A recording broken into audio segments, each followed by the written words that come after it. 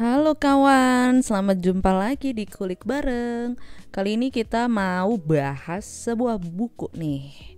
Nah, buku ini mungkin bakal cocok untuk kawan-kawanku ya introvert, iya kan?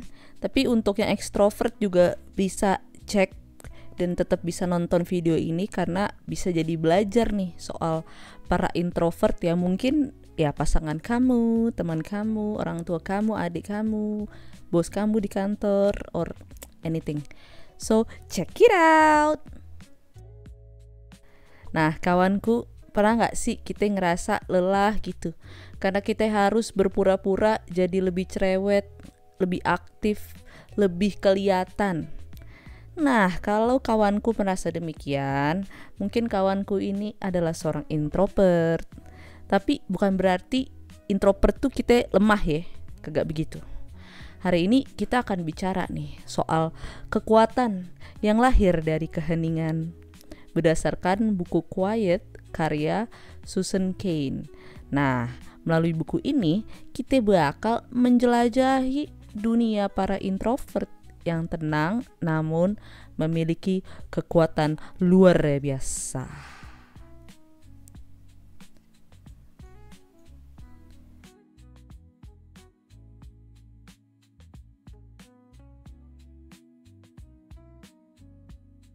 Nah, pertama-tama mari kita bahas apa sih itu introvert ya kan? Nah, ini orang sering salah kaprah nih, dipikir kalau introvert tuh antisosial. Sebenarnya begitu.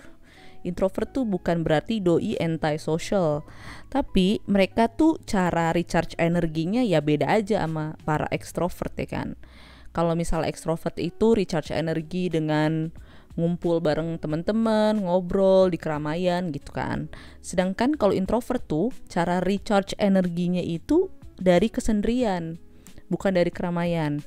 Jadi doi itu ya kan, para introvert merasa udah ke-charge gitu, merasa lebih berenergi ya kan, kalau misalnya mereka abis sendiri gitu, entah di kamar nonton Netflix, nonton apa gitu sendirian, atau main game sendirian. Nah itu membuat mereka lebih merasa berenergi ya kan gitu. Nah terus juga banyak nih yang salah kaprah, nganggap kalau misalnya introvert tuh biasanya pemalu atau nggak percaya diri gitu ya. Nah sebenarnya bukan begitu. Sebenarnya para introvert ini hanya menyerap dunia dengan cara yang lebih dalam. Maksudnya gimana? Maksudnya introvert tuh bukan berarti dia kagak suka bicara atau ya nggak percaya diri gitu ya, atau orangnya nggak suka beropini. Tapi mereka cuman nggak kepengen ngomongin hal-hal yang dangkal. Mereka pengen ngomongin hal-hal yang mendalam gitu. Jadi ya makanya mereka dianggap lebih kayak pemalu atau nggak suka bicara, karena ya kalau topik yang menurut mereka ya dangkal gitu ya mereka nggak mau ngomongin gitu.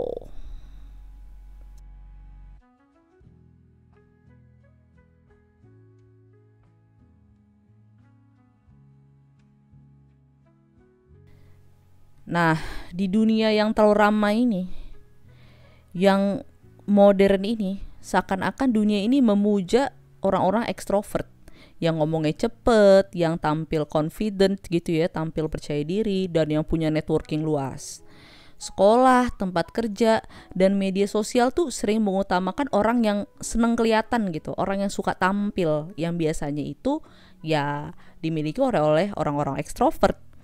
Nah, cuman Susan Cain di bukunya yang berjudul Quiet ini menyebutnya sebagai extrovert ideal atau standar kepribadian yang dianggap paling benar. Tapi gimana jika dunia itu mulai memberi ruang untuk keheningan, untuk refleksi, untuk mendengar? Nah, mungkin ketika dunia seperti itu mulai diberikan ruang, ya para introvert ini bisa lebih merasa belong to the world gitu.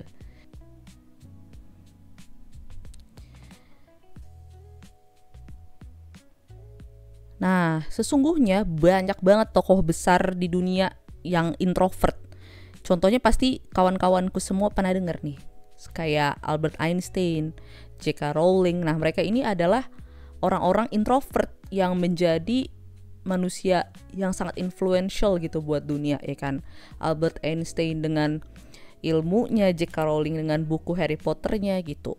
Nah, ciri khas mereka itu biasanya adalah mereka adalah pendengar yang hebat. Terus mereka itu biasanya berpikir tuh sebelum bertindak, jadi nggak impulsif gitu. Terus biasanya mereka juga kreatif dan reflektif.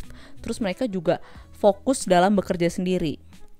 Nah, dalam kerja tim biasanya introvert tuh sering menjadi penyeimbang tuh. Nah, jadi orang-orang yang introvert nih dengan ciri khas tadi ya, pendengar yang hebat, berpikir sebelum bertindak dan lain-lain, itu bisa jadi kekuatan mereka gitu. Kayak yang seperti dibilang Susan Cain, kalau there's zero correlation between being the best talker and having the best ideas. Jadi gak ada hubungannya nih antara menjadi orang yang jago ngomong sama orang yang memiliki ide yang paling baik gitu kan. Karena mereka memiliki kekuatan yang tadi ya, berpikir sebelum bertindak, terus kreatif juga, terus mereka suka mendengarkan gitu, pendengar yang hebat. Biasanya mereka juga punya ide-ide yang bagus gitu. Bahkan untuk aspek-aspek tertentu, ide-ide mereka lebih baik dibanding orang yang seneng ngomong gitu. Nah, di dunia yang sekarang bising ini, yang berisik ini, sebenarnya keheningan itu bisa jadi bentuk kekuatan.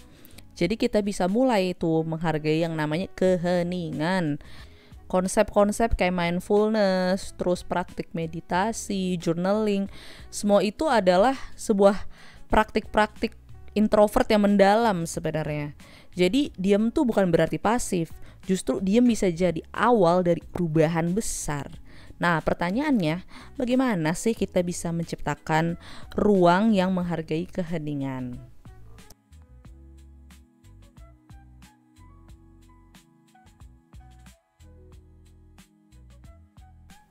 Nah, selanjutnya kita mau bahas nih soal tips untuk para kawan-kawanku yang introvert.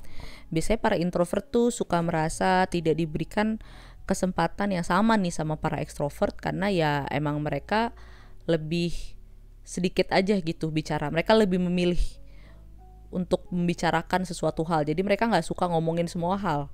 Yang mereka mau bahas ya hal-hal yang menurut mereka penting dan mendalam aja gitu kan. Jadi mereka nggak akan keluarin opini soal hal-hal yang mereka anggap ya tidak penting atau tidak mendalam gitu. Jadi kesannya itu ya mereka nggak suka ngomong kan.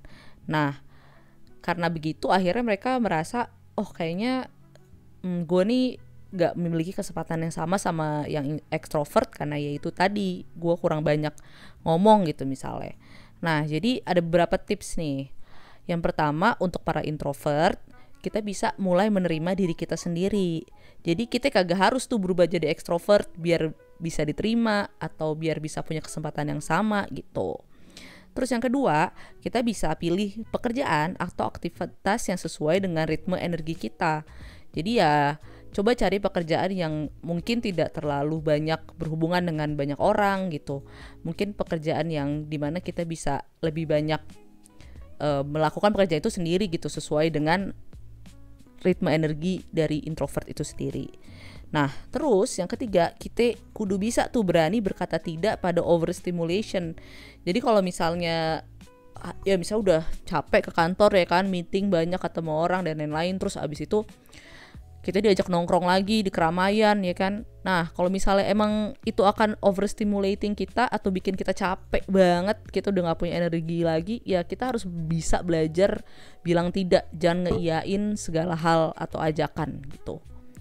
Nah, terus yang terakhir, kita juga bisa bangun hubungan yang bermakna, tapi gak penting tuh kuantitasnya, yang penting kualitasnya gitu. Jadi ya kita bangunlah hubungan-hubungan yang emang berkualitas, tapi ya nggak usah banyak juga nggak apa-apa gitu.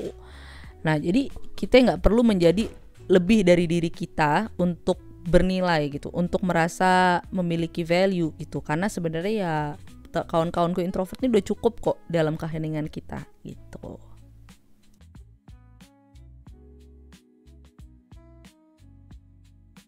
Pada intinya dunia itu butuh cahaya dari orang yang bersinar juga dalam keheningan.